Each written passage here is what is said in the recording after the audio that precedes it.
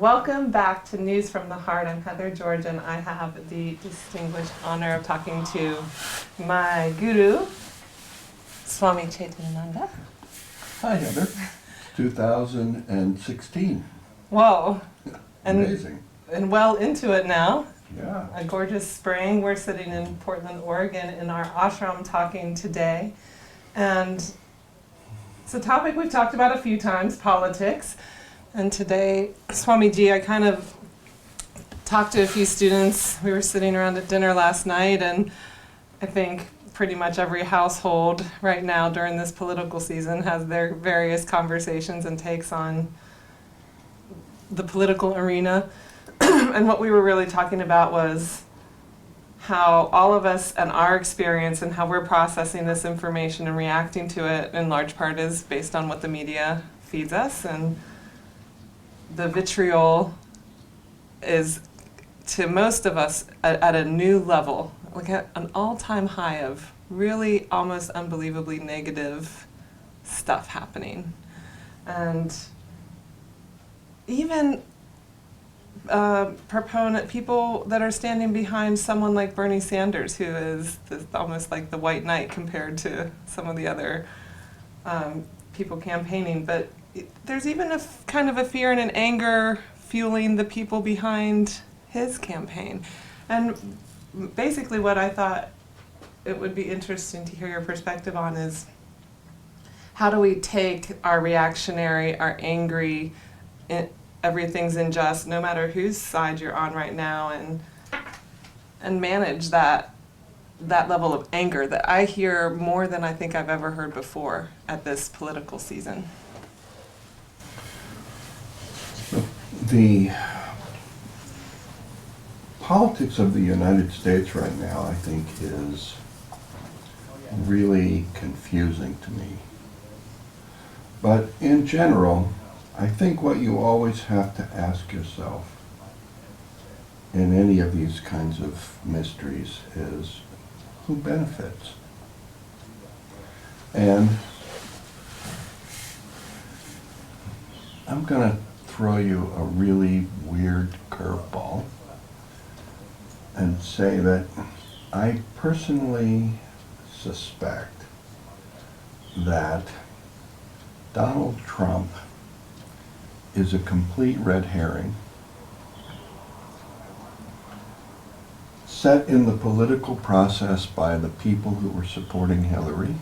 In other words, the banks and the defense contractors, the military-industrial complex, if you will.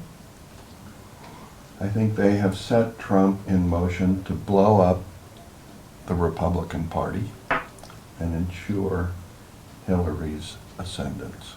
So even the Republican Party has that agenda?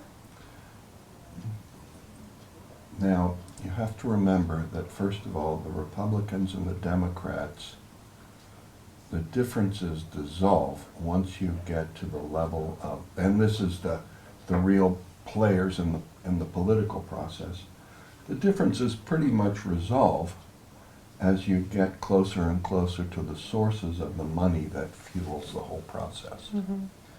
And the money that fuels the process comes from defense contractors, the petroleum industry, and the banks.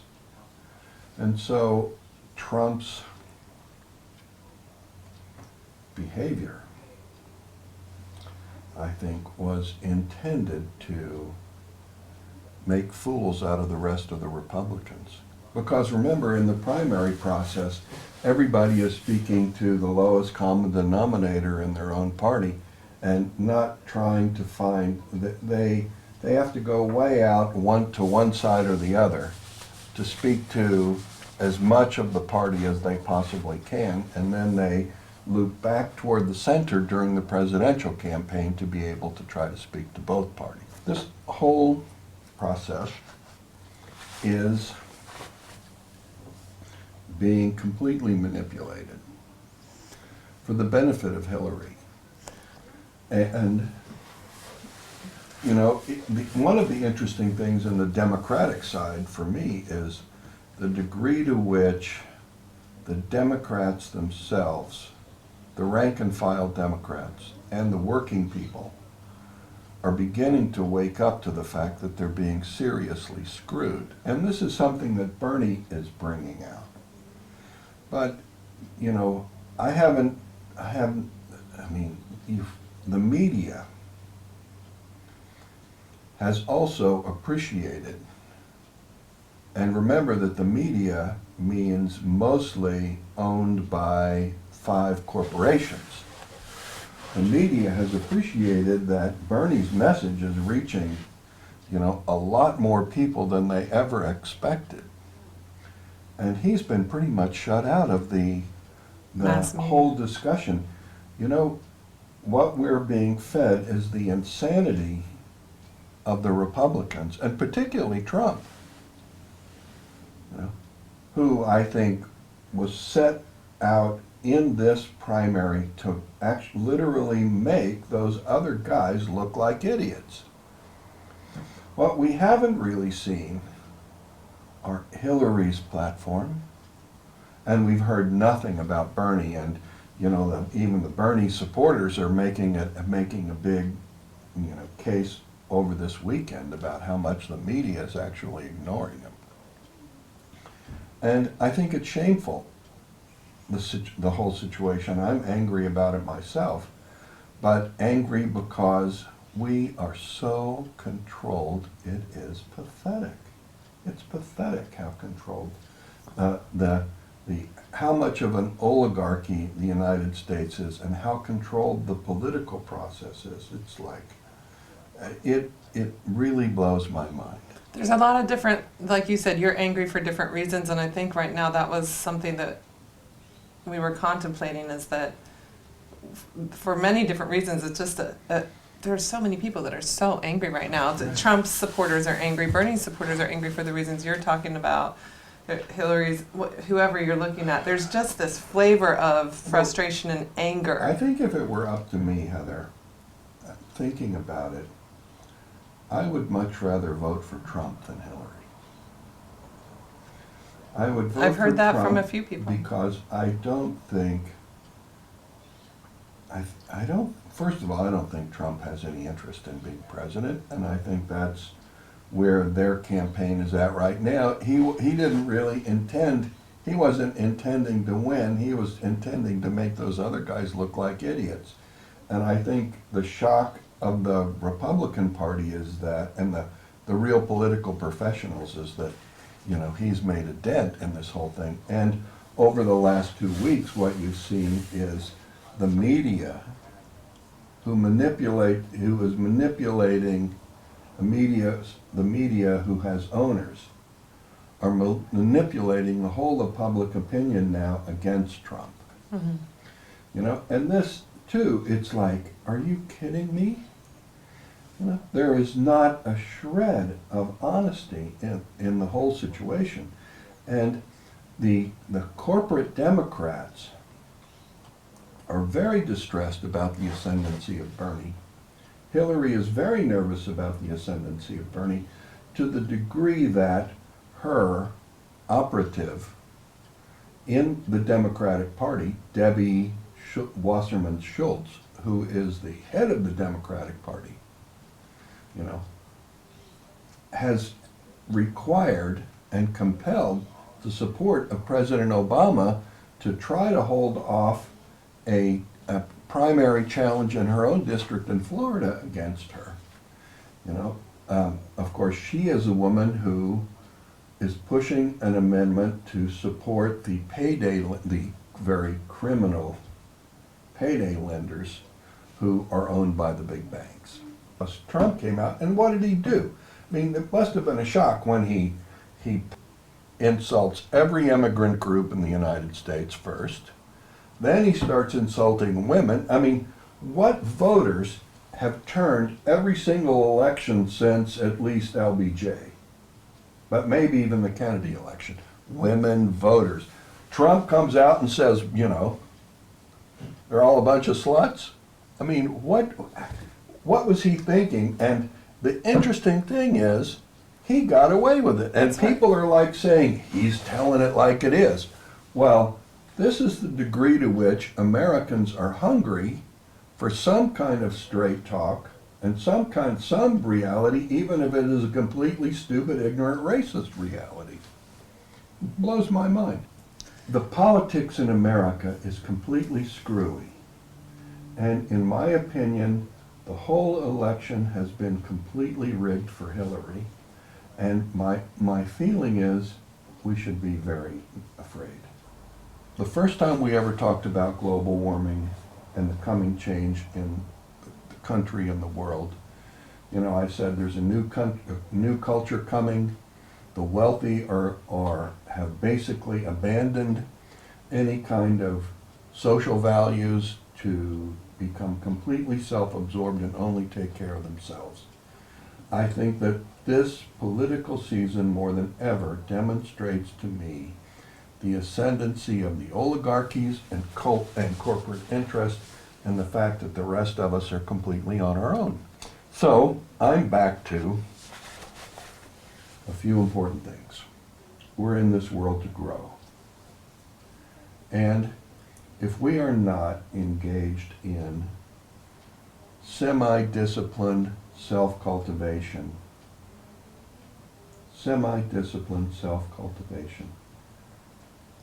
our lives are going to become increasingly crazy and disturbed. We live in a country where the soil is polluted, the soil is poisoned. The soil has been poisoned by glycophosphates, pesticides, and chemical fertilizers. The air is poison. The air we breathe is poison. Byproducts of carbon-based combustion. The water we drink is poison. It's full of lead, it's full of fluoride, it's full of hormones, it's full of pesticides, it's full of fertilizers. The fish we eat are poisoned by the water that, all those aforementioned poisons in the water. The meat we eat is poisoned by hormones and antibiotics. The ocean is poisoned by plastic and very frighteningly, in my view, by nuclear radiation flowing unabated from Fukushima. And our spiritual practice is more important than being activists, than fighting those systems. Well, I think the first of all, my own opinion, Heather, is do you see any national movement coalescing to resist this bullshit? I sort of see Bernie Sanders as that a bit. Maybe, but, I don't see any. If at some point there is a movement within the country, a real recognition that we're in trouble, and a real movement, if some real people can step forward, then okay, I'm on board. And otherwise, it's more important for us to But come into ourselves. But I think the first thing is we have to have a foundation within ourselves. We have to have, when I talk about self-cultivation, in this, I talked about the poisonous environment. That when we live in a poisonous environment, what does that say about us? People are poisoned. The world is getting increasingly crazy because people live in poisonous environments and become poisoned by them. And so, what I'm saying is, the first thing is self-cultivation, the focus on the circulation of our own vital energy within ourselves is the sort of the core of that, is really first and foremost about clearing the poisons out of our body. We have to start attending to our diets. Most importantly, the most important thing is not eliminating meat. I'm sorry. The most important thing is eliminating sugar and processed foods, and managing our carbohydrate intake. That's the most important thing.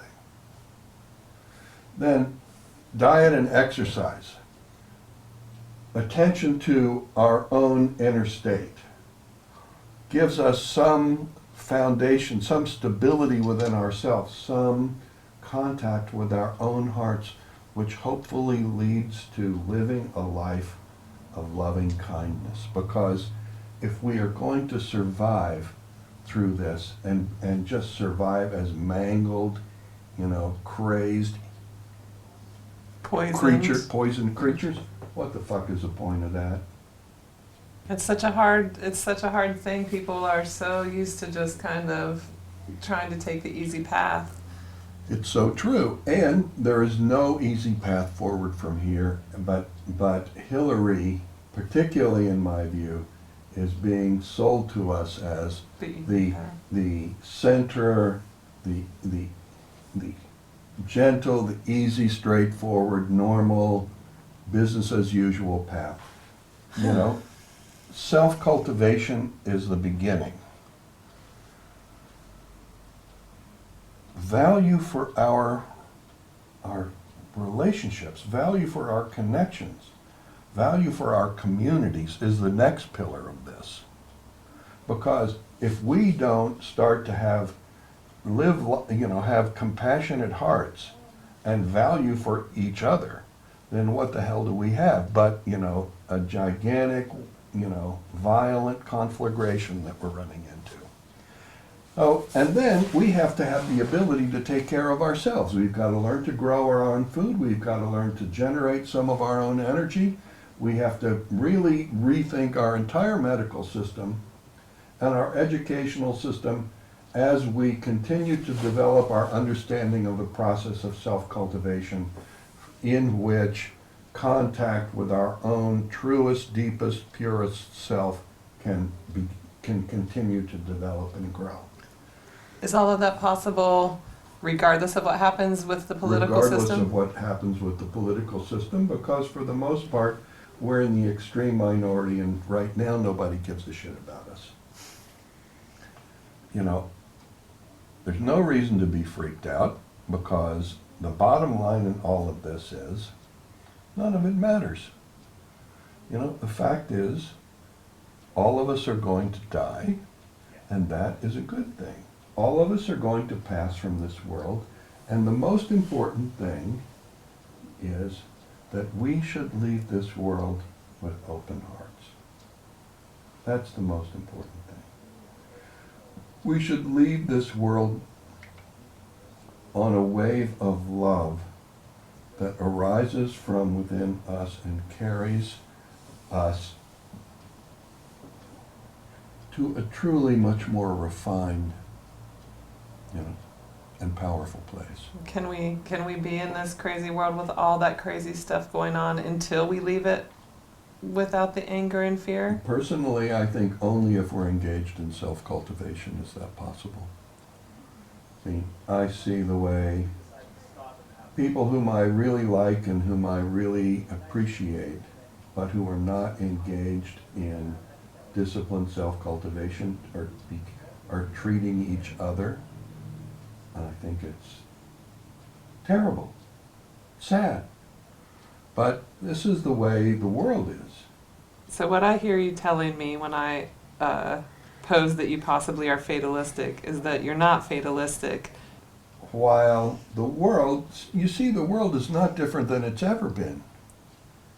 And, the poor people have always been completely, totally manipulated by the rich and totally controlled.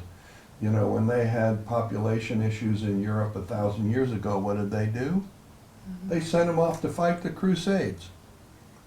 Yeah, I'm seeing it. You're not fatalistic, you're awake. You're aware.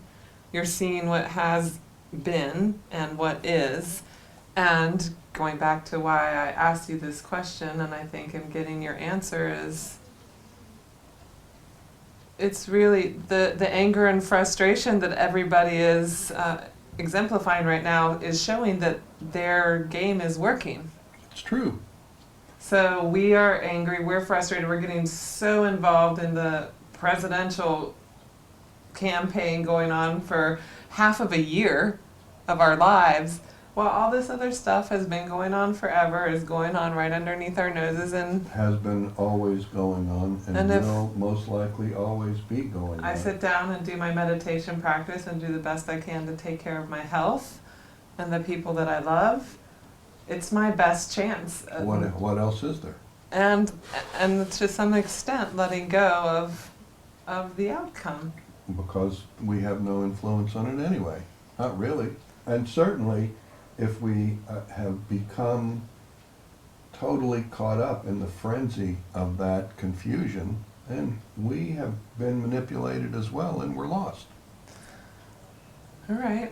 So vote or don't vote. it's up Get to involved you. or don't get involved, but whatever we do our daily practices, look around at the people that are close to us, and do the best we can. Start thinking about your health. Start thinking about their health. Start thinking about the quality of your own life experience every day and how you can make it nicer.